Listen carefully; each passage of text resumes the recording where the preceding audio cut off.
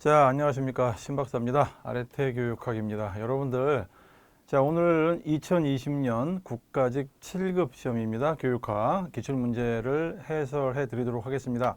자, 우리가 이제 문제를 풀 때는요, 너무 깊이 있게 보지 마시고 그 문제에 해당하는 가장 중요한 키워드를 찾는 연습이 가장 중요합니다. 키워드를 찾으면서 그 다음에 지금의 교육 문제랑 이렇게 매치를 맥락적으로 이해한다고 하지. 그렇게 되면 훨씬 더 문제 풀기가 쉬워지고, 미처 교재에서 보지 못했다 하더라도 관계없어요. 키워드를 잘 찾고 거기에서 가장 비슷한 단어를 찾아내면 거의 100% 답일 확률이 큽니다. 예를 들어 이렇게 한번 풀어보는 겁니다. 한번 봅시다. 자, 1번 문제 같은 경우 이렇게 나왔어요. 2020년 국가직 7급 문제에 보면 고등교육법이라는 말 나왔죠. 자, 여러분들 지금 이제 이거 보시면 알겠지만은 여기 고등교육법이잖아요, 요거. 자, 우리가 고등교육법도 있고 그 다음에 또 유아는 또 유아교육법이 있고 초등학교, 중고등학교는 초중등교육법이라고 있거든요. 자, 이거는 여러분들이 이제 미리 학습을 조금 하셔야 돼, 법을. 그런데 이 법전에 있는, 즉 그 법의 조문이 그렇게 많지는 않아요. 많지는 않기 때문에 가장 처음에 나올 때 그 정의라고 있어. 어떤 용어가 나오게 되면 그 용어가 어떤 내용을 품고 있는지 그거를 유심히 봐야 되고, 자, 여기서는 고등교육이라고 했죠. 고등교육은 우리가 일반적으로 대학을 얘기하는 겁니다. 자, 그러면 거기에서 고등교육기관이 아닌 것은 이렇게 물어봤죠.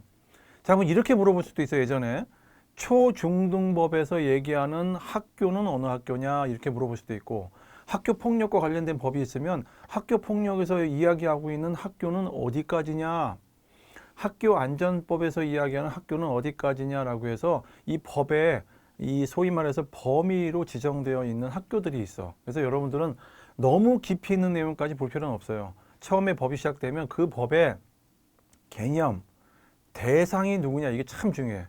그거를 꼭 찾아내는 연습을 하셔야 돼요.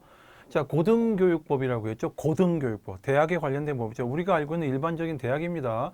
자, 여기 보시면은 기술대학 있잖아. 기술대학 있습니다. 여러분들 각종 그 대학들을 이렇게 쭉 살펴보면요, 기술대학도 있고 산업대학도 있죠. 일반적으로 산업대학 다 있습니다. 예전에는 이제 각 시도별로 산업대학이 하나씩 있었는데 요즘에 이름이 좀 바뀌긴 했죠. 가만히 보시면은 여러분들, 자, 시민대학 어때요? 시민대학 요거 시민대학이라고 명칭은 있지만 이거는 고등교육법에서 이야기하는 대학은 아니고 평생교육법에서 이야기하는 이제 시민들, 평생교육과 관련된 것들 있죠. 우리나라에 보면 무슨 대학의 평생교육원이니 이런 것들은 되게, 또 지방자치단체에서도 무슨 시민대학 이런 명칭을 써요. 전부 다 뭐죠? 일반적인 우리가 얘기하는 정교육에서 바라보는 게 아니라 평생교육에서 이야기하는 그런 대학이잖아요, 이거는. 사이버대학, 여러분들 요즘에 사이버대학 많이 있습니다. 방송통신대학 같은 경우도 사이버대학이라고 볼 수도 있겠죠. 그래서 이제 고등교육기관이 아닌 게 어떤 거냐, 이제 이런 건 이렇게 금방 찾아낼 수가 있겠죠. 시민대학은 평생교육에서 이야기하는 그런 대학이지 정규 학위를 주는 그런 대학은 아니죠. 그래서 이런 것도 좀 찾아내는 것도 필요하다라고 볼 수 있습니다. 자, 2번 문제로 가겠습니다.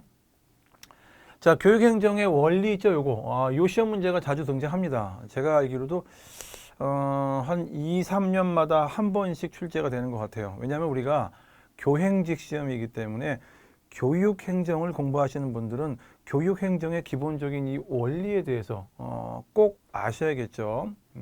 옳지 않은 것은 이렇게 물어보는 문제들이 많죠. 보면 그럼 나머지가 다 옳은 거란 얘기가 되겠죠. 보면, 자, 1번 같은 경우는 무슨 성? 효율. 근데 요거 한 번 공부하고 나면 자꾸 잊어버리고 개념이 자기만의 어떤 틀로 탁 확립이 돼야 되는데 잘 안 되죠, 보면. 자, 효율성이라는 건 뭔가 우리가 일반적으로 어떤 에너지를 들여가지고 결과를 딱 달성했을 때 조금이라도 이제 좀 그 힘을 덜 들이고 많은 것을 얻으려고 할 때 우리가 일반적으로 효율성 이런 얘기 하잖아요. 자, 효율성을 지나치게 강조하게 되면 아무래도 본질에 문제가 생길 수가 있겠죠. 본질이 손상될 수가 있겠죠. 원래 교육의 본질이 뭐냐면 이런 거, 쉽게 얘기하면 조금 시간과 돈이 걸리더라도 조금 더 에너지를 더 썼더라도 기다려줄 필요가 있어 라는 게 바로 교육의 본질이죠. 왜냐하면 학생들이잖아요. 원래 학생들을 대상으로 하는 이제 교육이기 때문에 우리가 이제 어떤 그 예산을 투여를 하게 되면 예산만큼 결과가 안 나올 수도 있어요. 근데 이 효율성의 원리를 지나치게 강조하다 보면 우리 일반적으로 그런 거잖아. 야, 돈을 이렇게 많이 썼는데 결과가 이게 뭐야? 이런 얘기 하죠. 자, 이렇게 되다 보니까 본질이 손상될 수가 있죠. 그래서 우리가 여러분들도 이제 교행직을 준비하시는 분들이잖아요. 학교의 뭐 행정실에 들어가시건 또는 뭐 교육청이라든가 교육부에 들어가시잖아요. 효율성 원리 필요합니다. 필요한데 이건 지나치게 강조하면 안 돼. 왜? 학교라는 조직이 여러분들 그 우리가 교육행정 공부를 하시면 알겠지만은 다른 조직과는 좀 달라요. 학교라는 조직은. 거기에 학생들이 구성원들이잖아요. 이게 우리가 뜻한 대로 움직여주는 조직이 아니에요. 보면은 조직원들이 우리가 이제 영화 같은 거 보면 조직원들은 돈 주고 뭐 주면 빨리빨리 움직이는데 학교는 돈을 줘도 그만큼 뭔가가 얻지 못하는 경우들이 많이 발생을 해. 왜냐하면은 그게 바로 학교의 구성원이 다르기 때문에 그래요. 그래서 지나치게 강조하면 안 좋죠. 이렇게 되면 본질이 손상될 가능성이 있습니다. 보면.